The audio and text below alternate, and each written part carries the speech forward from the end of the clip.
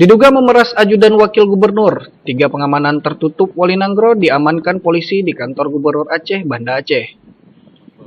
Ketiga pabtuk tersebut datang ke kantor Gubernur Aceh ingin bertemu Kamal yang tak lain ajudan wakil gubernur Aceh dengan tujuan untuk meminta uang sebesar 200 juta rupiah untuk hari megang di kampung.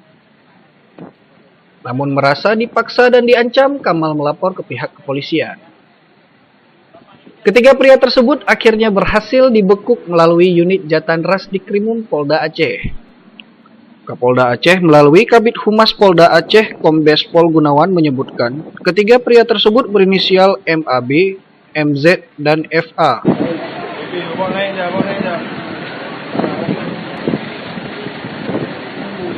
Polisi membawa ketiga pelaku ke kantor Polda Aceh untuk pemeriksaan lebih lanjut.